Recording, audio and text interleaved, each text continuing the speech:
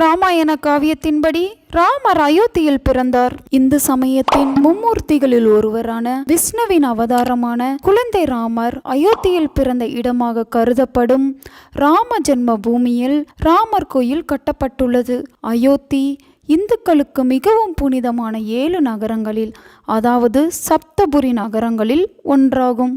இத்தகைய சிறப்பு வாய்ந்த உத்தரப்பிரதேச மாநிலம் அயோத்தியில் கட்டப்பட்டுள்ள ராமர் கோயிலின் பல்வேறு சிறப்பம்சங்களை பற்றி இந்த வீடியோவில் பார்ப்போம். அயோத்தியில் அமைந்துள்ள ராமர் கோயிலானது பாரம்பரிய நாகரா பாணியில் கட்டப்பட்டுள்ளது.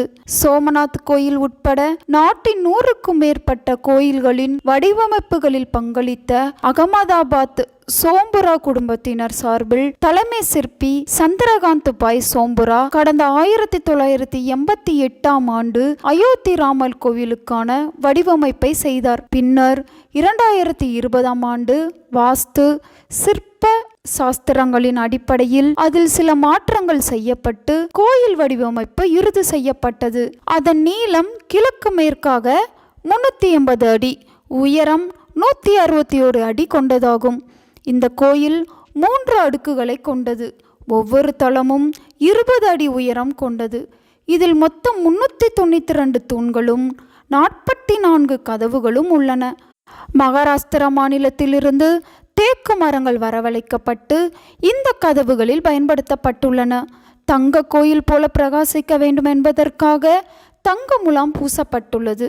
கோயிலின் பிரதான கருவறையில் பகவான் ஸ்ரீராமரின் குழந்தை பருவ சிலையும் முதல் தளத்தில் ஸ்ரீராம் தர்பாரும் அமைக்கப்பட்டுள்ளது.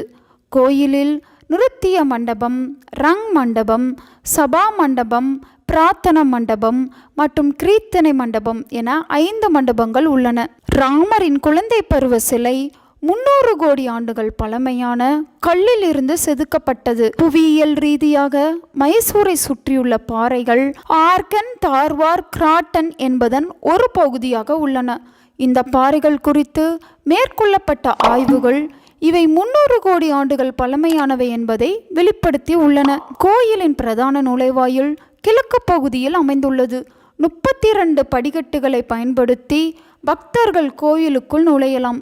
கோயில் வளாகத்தின் 4 மூலைகளிலும் சூரிய பகவான், பகவதி தேவி, விநாயகர் மற்றும் சிவன் ஆகியோருக்கு கோவில்கள் கட்டப்பட்டுள்ளன. வடக்கு பகுதியில் அன்னபூரணியின் ஆலயமும் தெற்கு புறத்தில் அனுமன் ஆலயமும் உள்ளன. கோயிலை சுற்றிலும் 732 மீட்டர் நீளமும் 14 அடி அகலமும் கொண்ட செவ்வக வடிவ சுவர் கட்டப்பட்டுள்ளன. கோவிலுக்கு அருகே வரலாற்று சிறப்புமிக்க பழங்காலத்து கிணறு சீதா கூப் ஒன்று இருக்கிறது. கோயிலின் கட்டுமானத்தில் எந்த இடத்திலும் இரும்பு பயன்படுத்தவில்லையாம். பிரதான கோயில் கட்டமைப்பில் ராஜஸ்தானின் பரத்பூர் மாவட்டத்தில் இருந்து பெறப்பட்ட பன்சி பகர்பூர் இளஞ்சிவப்பு மணற்கல் பயன்படுத்தப்பட்டுள்ளது. அதோடு அஸ்திவாரங்களில் கிரானைட் கற்கள் பயன்படுத்தப்பட்டுள்ளன. கர்நாடகா, தெலுங்கானா மாநிலங்களிலிருந்து வரவழைக்கப்பட்ட கிரானைட் கல்லை கொண்டு இன்டர்லாக்கிங் முறையில் கோவிலை கட்டியுள்ளனர். இந்த கட்டுமானத்தில் சுண்ணாம்பு, சிமெண்ட் போன்றவையும் பயன்படுத்தவில்லை என்பது கூடுதல் தகவல். கோவிலில் இருக்கும் விக்கிரகங்கள் அனைத்தும் நேபாளத்தில் உள்ள கண்டடி ஆற்றில் கிடைக்கும் சாலக்கிராம கற்களை கொண்டு வடிவமைக்கப்பட்டுள்ளது. இப்படியாக இந்திய பாரம்பரிய கட்டடக்கலைக்கு ஒரு சிறந்த எடுத்துக்காட்டாக அயோத்திய ராமர் கோயில் திகழ்கிறது. கோயிலின் அடித்தளம் 14 மீட்டர் தடிமனான ரோலர் காம்பாக்ட் செய்யப்பட்ட கான்கிரீட் அடுக்குடன் கட்டப்பட்டுள்ளது. இது செயற்கை பாறையின் தோற்றத்தை அளிக்கிறது.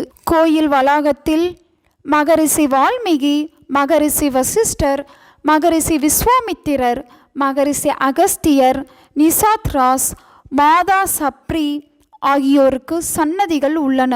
நிலத்தடி ஈரப்பதத்திலிருந்து கோயிலை பாதுகாப்பதற்காக கிரானைட்டை பயன்படுத்தி 21 அடி உயர பீடம் கட்டப்பட்டுள்ளது.